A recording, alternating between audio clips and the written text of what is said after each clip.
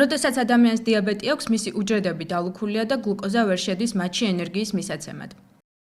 შედეგად ჩაქრები იწყებენ სისხლის ნაკაჩი მოძრაობას.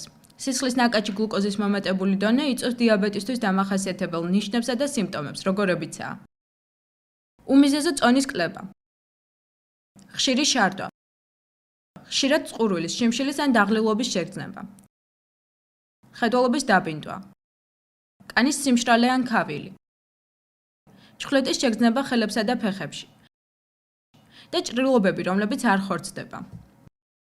ვინაიდან უჯრედები ვერ იღებენ ენერგიას გლუკოზისგან, ისინი ცდილობენ მიიღონ ის სხვა წყაროებიდან. ხანდახან უჯრედები ენერგიას ორგანიზმში არსებული ცხიმოვანი მასის ხარჯზე იღებენ. ამიტომაა, რომ დიაბეტის მქონე ადამიანები ხშირად ikლებენ წონაში, მაშინაც კი, როდესაც ისინი ამას არ ცდილობენ. ძირითადად ასეთი არამოტივირებული წონის კრება ხდება ადამიანებში დიაბეტით ტიპი 1. დიაბეტის მქონე ბევრ ადამიანს ახასიათებს გახშირებული შარდვა. ეს იმიტომ ხდება, რომ ორგანიზმი ცდილობს თავიდან მოიშოროს ზედმეტი შაქარი შარდის მეშვეობით. ხშირი შარდვა კი ადამიანებს აწყურებს.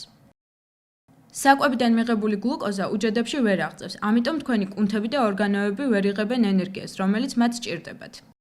სწორედ ამიტომ გრძნობთ დააღლილობასა და მოთენთილობას. დაბინდული მხედველობაც ხშირი სიმპტომია დიაბეტისას. ეს იმიტომ ხდება, რომ სისხლის ნაკაჩში არსებული შაქარი გამოდეონის სითხეებს ქსოვილებიდან, მათ შორის თვალებიდანაც.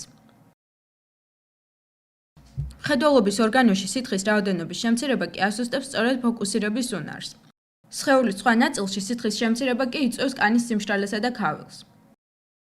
დროთა განმავლობაში სისხლში შაქრის მაღალმა დონემ შესაძლოა დააზიანოს მცირე სისხლძარღვები, რომლებიც ნერვებს ამარაგებს. შედეგად ხელებსა და ფეხებში გრძნობთ ჩხვლეტას, ტკივილსა და დაბუჟებას. დიაბეტი აგრეთვე გავლენას ახდენს ორგანიზმის ინფექციებთან ბრძოლის უნარზე. ამიტომ თუ დიაბეტი გაქვთ, ჭრილობები უფრო დიდხანს არ გიხორცდებათ.